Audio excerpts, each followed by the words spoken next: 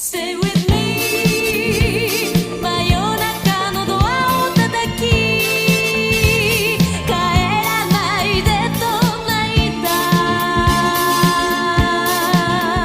あの季節が今目の前 Assalamualaikum warahmatullahi wabarakatuh.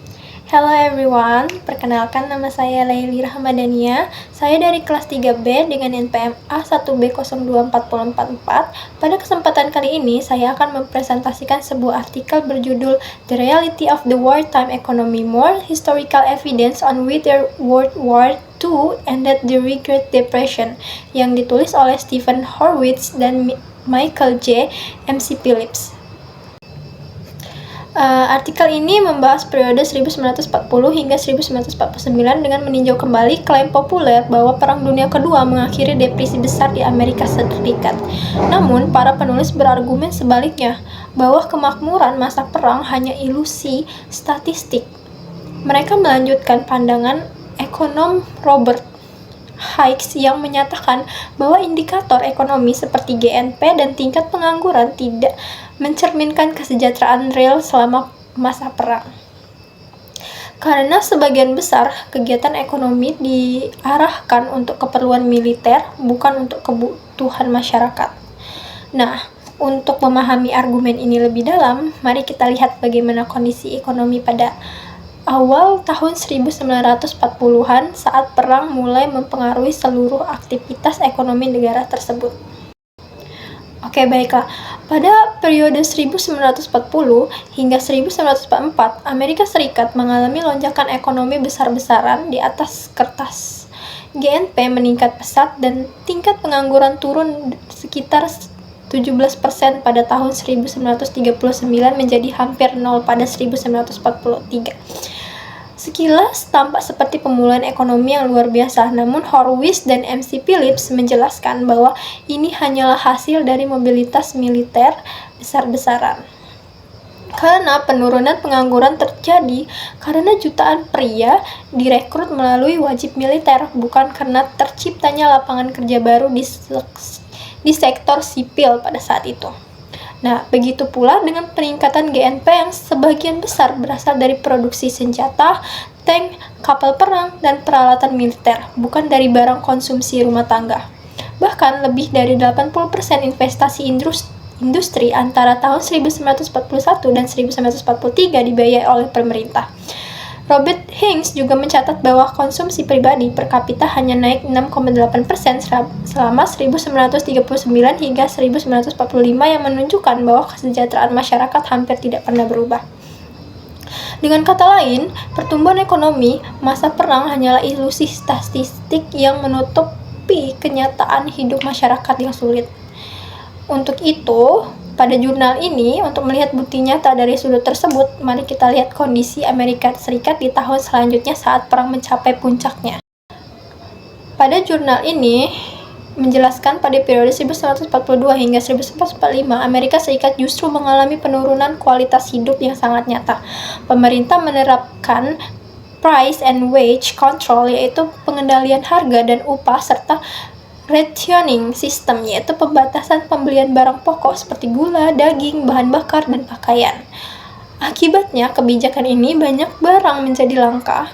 Keluarga terpaksa menanam makanan sendiri di Victory Gardens, memperbaiki barang lama, dan menggunakan produk pengganti berkualitas rendah.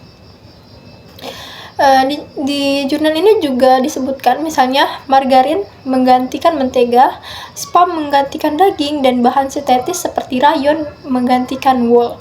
Bahkan muncul istilah baru seperti unitilely grade meat, yaitu daging dengan kualitas rendah. Nah, di jurnal ini juga penulis menyebut kondisi ini sebagai economic regression atau kemunduran ekonomi.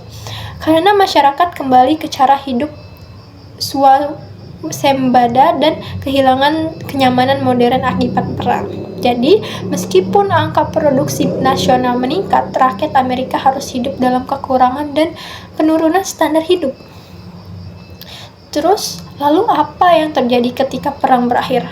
Apakah kondisi ekonomi Amerika memburuk seperti yang banyak orang khawatirkan? Oleh karena itu, mari kita lanjut ke periode setelah tahun 1945. Baiklah, selanjutnya setelah Perang Dunia Kedua berakhir, yaitu pada tahun 1945, banyak ekonom memprediksi bahwa Amerika Serikat akan menghadapi depresi baru. Alasannya sederhana, permintaan militer akan hilang dan jutaan tentara akan kembali ke rumah tanpa pekerjaan. Namun, dalam jurnal ini menyebutkan bahwa kenyataannya justru berbanding terbalik. Antara tahun 1945 hingga 1947, pengeluaran pemerintah turun sebesar 61% dan GNP menurun 20,6%, tetapi tidak terjadi krisis ekonomi besar. Sebaliknya, investasi swasta meningkat tajam dan lebih dari 10 juta veteran berhasil kembali ke dunia kerja sipil. Di jurnal ini, Horowitz dan MC Phillips menjelaskan bahwa hal ini terjadi karena berakhirnya apa yang disebut Robert Hinks sebagai regime uncertainty, yaitu ketidakpastian kebijakan ekonomi era Roosevelt yang membuat penguasa enggan berinvestasi.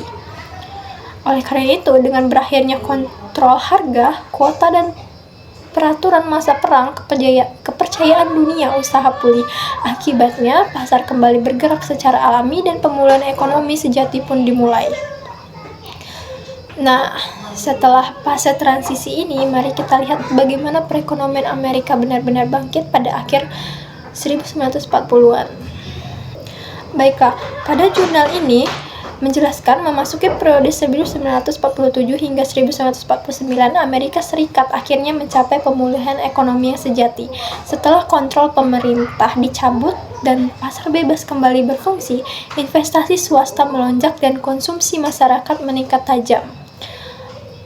Dan data dalam artikel ini menunjukkan bahwa GNP tahun 1949 sekitar 7,5% lebih tinggi dibanding tahun 1939. Pendapatan pribadi meningkat dan masyarakat kembali menikmati barang-barang konsumsi yang sebelumnya langka selama perang. Di jurnal ini juga Horowitz dan MC Phillips menegaskan bahwa Perang Dunia Kedua tidak mengakhiri depresi. Justru pertumbuhan nyata baru terjadi setelah perang, ketika ekonomi terbebas dari kendali negara. Dalam kesimpulannya, mereka menulis, wartime prosperity was largely an illusion and wartime spending is not the path to genuine recovery. Yang artinya itu pengeluaran besar-besaran pemerintah untuk perang bukanlah jalan menuju kesejahteraan. Pertumbuhan sejati datang dari investasi senjata, kebebasan ekonomi, dan produksi damai.